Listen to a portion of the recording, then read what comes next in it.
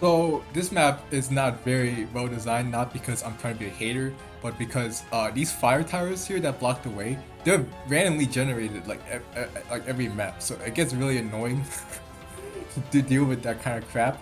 But yeah, the bottom section is not the main focus. It's gonna be a top guard because it's close to the boss. Right now I have Hinoka promote because I'm gonna use Hinoka. She has good stats and I need her to have rally speed for endgame.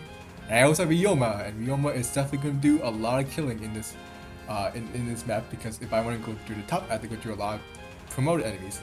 So yeah, here I'm just gonna build support between Silas and Felicia. So um, yeah, I'm planning on getting Felicia to get shelter from Silas.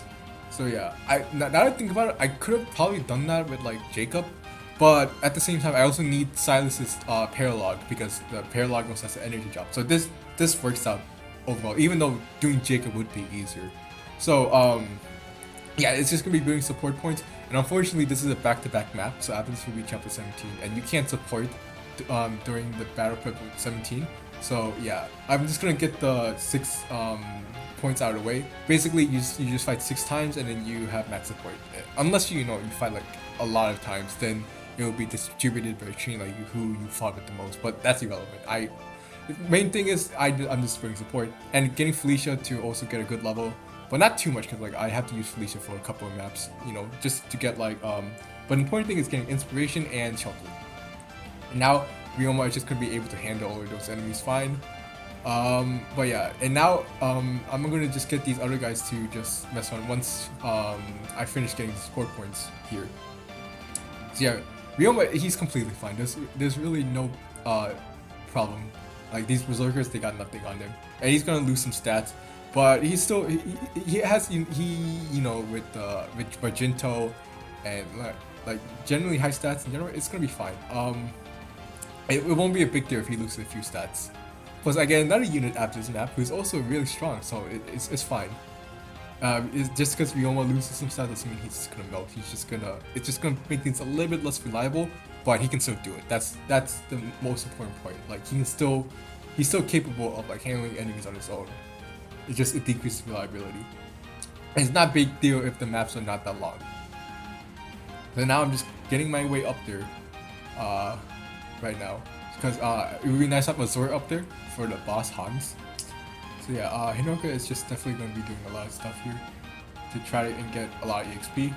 I don't want Hinoka to get too much EXP. I mean, there is such thing as too much EXP for this map, but yeah, it's just for the next map here. So I'm slowly getting my way, and it's a berserker. Ryoma can definitely handle it. It's really nice because like berserkers it's really annoying because like how they have like crit and such, but it's just they can't hit Ryoma, and like even if Ryoma has like advantage, it's just really nice to just not have to deal with such hard enemies. So like yeah, Ryoma's just great and just so nice to have like such strong units like him now.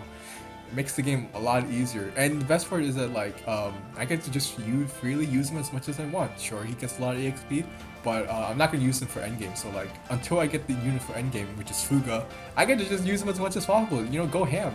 Just use him to my heart's content, and it's awesome. No need to hold back. It's awesome, great. So here I want to give the kill to Hinoka. So you might think like the only really unit who can handle like weaken would be Ryoma, but then there's the problem of like him just with like crit and like Astra. So the easy solution to this is to give Ryoma the 11 sword, because you can't proc crits or skills with 11 sword, and Ryoma is just gonna chip him there, and because he has really good avoid, he'll just be fine. So here, yeah, he's just gonna chip it down Hans like that.